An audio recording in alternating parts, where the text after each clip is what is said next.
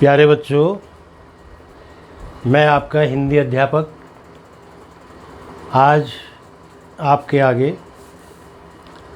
व्याकरण की श्रृंखला को बढ़ाते हुए सर्वनाम के बारे में हम पढ़ेंगे कि सर्वनाम क्या है, क्यों है, व्याकरण पढ़ते समय इसकी क्या ज़रूरत पड़ती है और कहाँ हम इसका प्रयोग करते हैं। और अगर सर्वनाम न हो तो क्या हो सकता है, तो आपको मज़ा आएगा। देखिए, सबसे पहले सर्वनाम हमने यहाँ पे लिखा। व्याकरण में जो एक सबसे बड़ी बात है वो ये है कि आपको उसमें ध्यान से समझना है, रटना नहीं है। रटना बाद में है, रटने का काम थोड़ा बहुत होगा लेकिन वो बाद में होगा। लेकिन अगर आप समझ गए तो आपको आगे कोई दिक्कत नहीं आएगी और वो आपके दिमाग में काफ़ी लंबे टाइम तक बैठा रहेगा, मिटेगा नहीं। इसलिए समझने की कोशिश करेंगे। देखिए, व्याकरण में उसका अर्थ शब्दों के अंदर ही होता है। लगभग हर टॉपिक का जो भी मुख्य विषय होगा उसका अर्थ उसके अंदर ही मिलेगा। अब हम सर्वनाम को ही लेते हैं। तो सर्वनाम क्या है?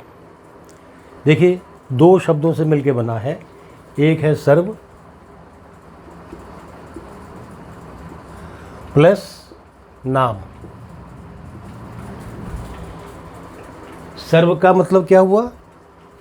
सर्व माने सबका, और नाम का मतलब नाम। अब क्या आप ये बता सकते हैं कि कोई एक ही शब्द जो है वो सबका नाम हो सकता है? जितने लोग यहाँ पे बैठे हैं, भाई माना क्लास में 50 बच्चे बैठे तो 50 बच्चों का अलग अलग नाम है, लेकिन हम क्या उनका एक ही नाम रख सकते हैं या उन्हें एक ही शब्द से बुला सकते हैं? सोचिए, ऐसा हो सकता है क्या? तो ऐसा तो नहीं हो सकता।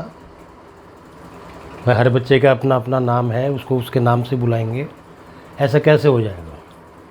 लेकिन यहाँ पर हम इसको आपको दिखाएंगे कि ऐसा हो सकता है। वो सबके लिए होगा, चाहे लड़का हो या लड़की हो, एक हो या दो हो, उसका हम प्रयोग करेंगे।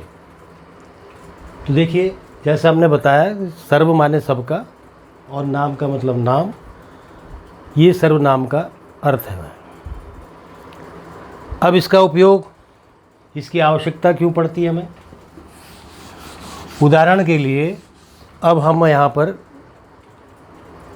अपने मित्र के ऊपर निबंध लिखना चाहते हैं या अपने मित्र का परिचय आपको देना चाहते हैं। सपोज़ आपके मित्र का नाम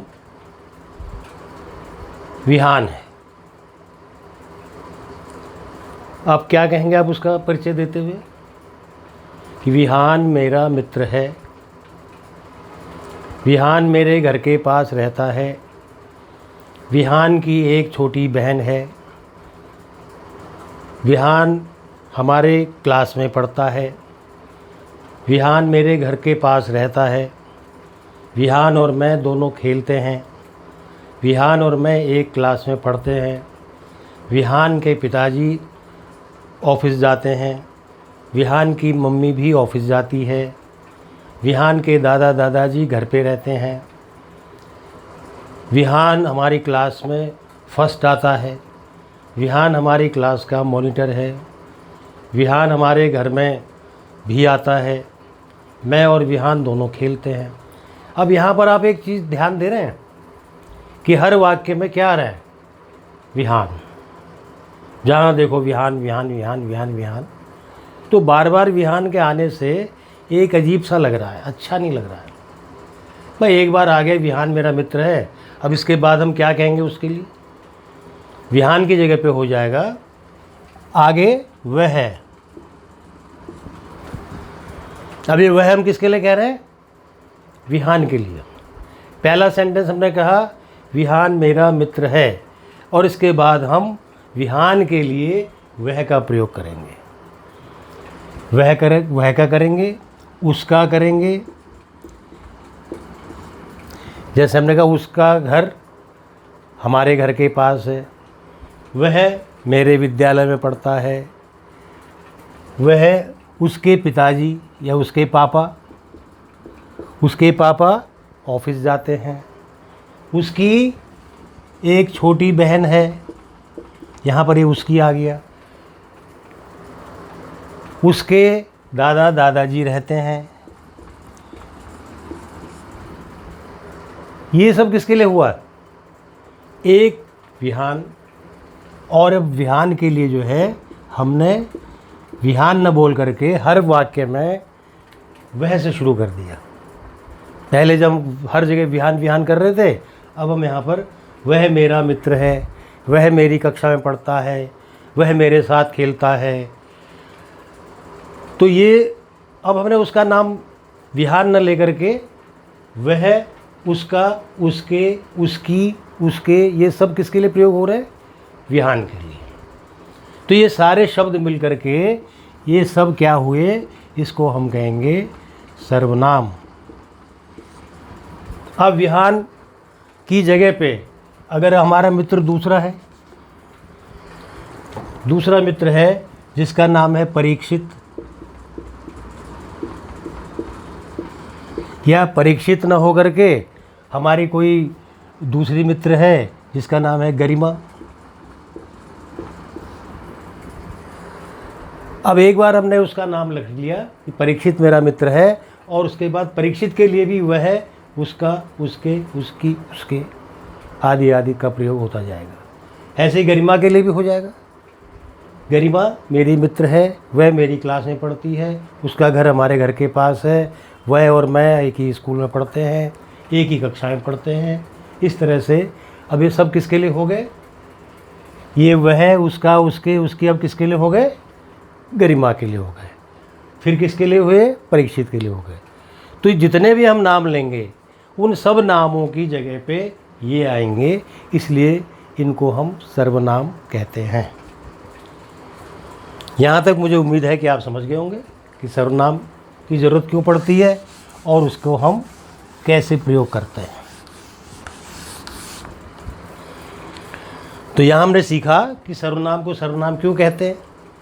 दूसरी बात हमने ये सीखी कि सर्वनाम का प्रयोग कहाँ पे होता है, और तीसरी बात साथ साथ ये भी सीख ली कि अगर हम सर्वनाम का प्रयोग नहीं करेंगे तो हमारे सेंटेंस सुंदर नहीं लगेंगे।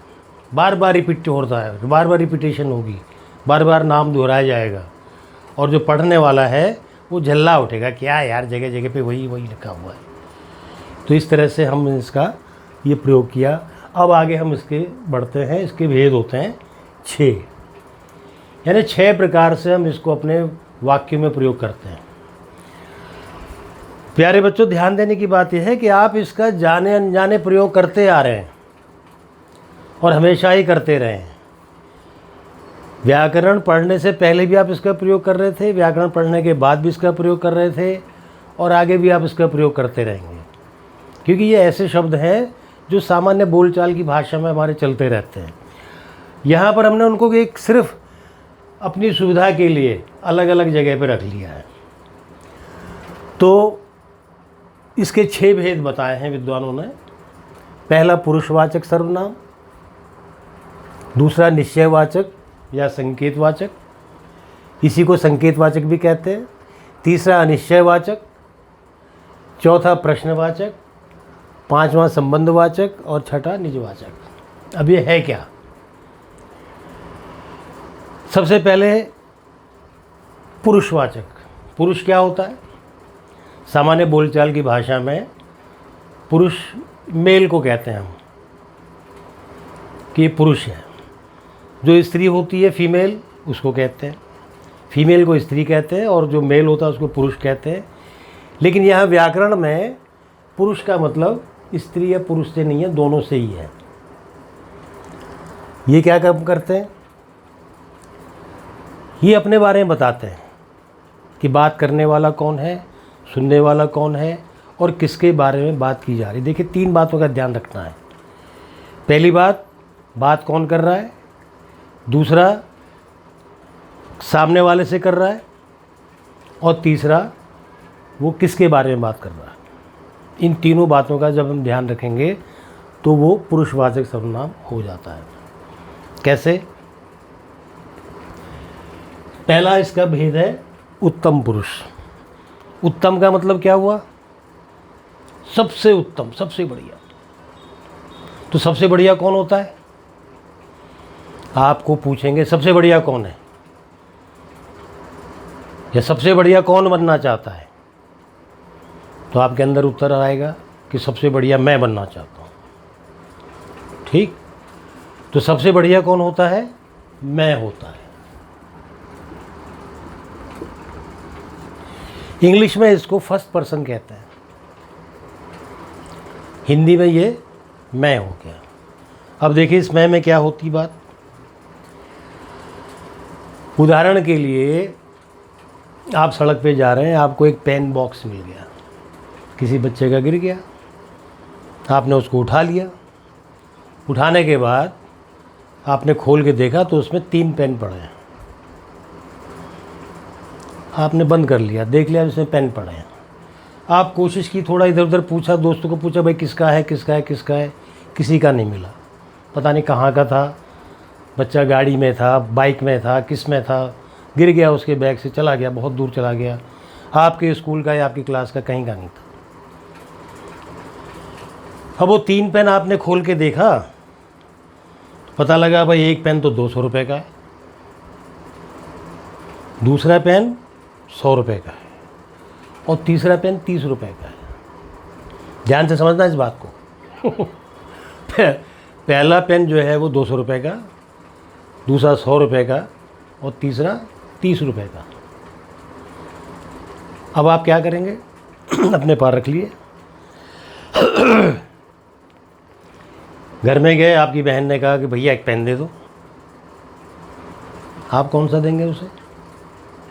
जो सबसे बढ़िया था उसको देंगे, या जो सबसे घटिया उसे देंगे? भाई आप उसे 100 रुपये वाला दे देंगे, क्योंकि बहन है आपकी। और सबसे बढ़िया तो आपने अपने लिए रख लिया, मैं के लिए। सबसे बढ़िया आपने किसके लिए रखा? मैं के लिए। और 100 रुपये वाला दिया तुमको। आप अपनी बहन से कहोगे ना तुम्हारे लिए है, लो ये तुम ले लो, इस पेन को तुम ले लो। ले लिया, ये तुम हो गया मध्यम पुरुष। इसके बाद जो थर्ड बचा, वो बाहर से आपका कोई दोस्त आ गया, उसने कहा भाई हमने सुना है तुमने पेन पाए हैं, तुम्हें पेन मिले हैं, यार एक मेरे को भी दे दो। तो तुम उसको वो 30 रुपये वाला पेन दे। तो जो जिसको दिया वो कौन हुआ? अन्य पुरुष हो गया। इसको कहेंगे वह। उत्तम कौन है? मैं। मध्यम कौन हो गया? तुम या तू। देखिए तू को हम एक वचन में कहते हैं, और तू का बहुवचन हो जाता है तुम। इसलिए यहाँ पर पहले आएगा तू और नीचे आ जाएगा तुम। फिर उत्तम अन्य पुरुष में वह है, थर्ड पर्सन, वो है हो गया वह, और इसका बहुवचन होगा उनका।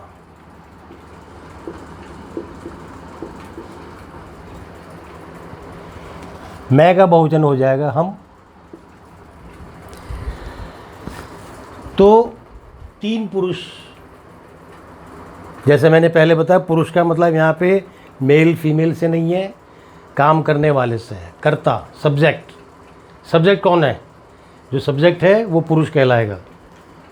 उत्तम पुरुष मैं, मध्यम पुरुष तू, और अन्य पुरुष वह है।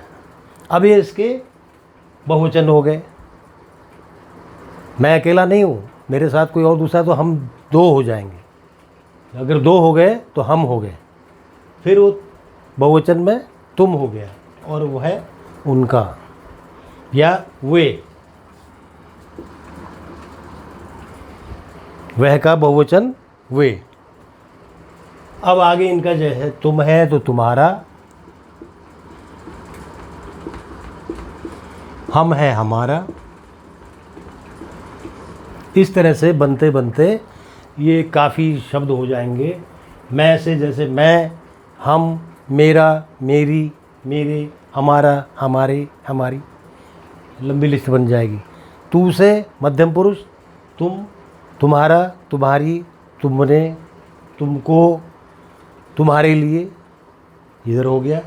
और वह, उनका, उसका, उनके, उनका, उनकी, उनको, आदि आदि जो है ये इससे बनते जाएंगे आगे तक।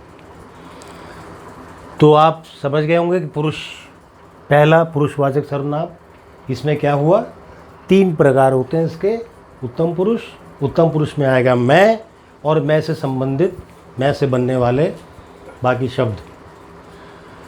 इसी प्रकार दूसरा मध्यम पुरुष, मध्यम पुरुष में आएगा तू और उसका बहुवचन हो जाएगा तुम और इनसे बनने वाले बाकी शब्द। और इसी प्रकार से तीसरा अन्य पुरुष, जिसको इंग्लिश में हम थर्ड पर्सन कहते हैं। तो ये वह, फिर उनका बहुवचन हो गया उनका, उनके, उनके, आदि आदि आदि, ये आगे चलता जाएगा। पहला क्लियर हो गया। इसके बाद दूसरा देखिए, निश्चयवाचक सर्वनाम। तो बच्चों आज हमारा टॉपिक हम यहीं पे ख़त्म कर रहे हैं इसको, और हमें उम्मीद है कि आपकी समझ में आ गया होगा। ख़ास बात मतलब इस वीडियो में हमने क्या सीखा, 2 बातें सीखी। पहली बात सर्वनाम, सर्वनाम क्या होता है। दूसरी बात, इसको सर्वनाम को सर्वनाम क्यों कहते हैं। और तीसरी बात कि इसका प्रयोग क्यों आवश्यक है। फिर हमने ये और सीखा कि इसके 6 भेद होते हैं। 6 भेदों में से पहला भेद पुरुषवाचक सर्वनाम था। पुरुषवाचक के 3 प्रकार होते हैं, 3 पुरुष, उत्तम पुरुष, मध्यम पुरुष, अन्य पुरुष। ये हम समझा चुके हैं कि इसको उत्तम पुरुष में मैं, हम, मध्यम पुरुष में तू, तुम, और अन्य पुरुष में वह और वे आएगा। अब इसके बाद आगे के बाकी के 5 भेद जो हैं वो हम अगले वीडियो में पढ़ेंगे। और इस वीडियो को आप यहाँ तक देखिए और समझिए और अपनी बुद्धि में स्थिर करने की कोशिश कीजिए। बाकी हम अगली वीडियो में बाकी भेदों को पढ़ाएंगे। देखने के लिए वीडियो धन्यवाद। चलो।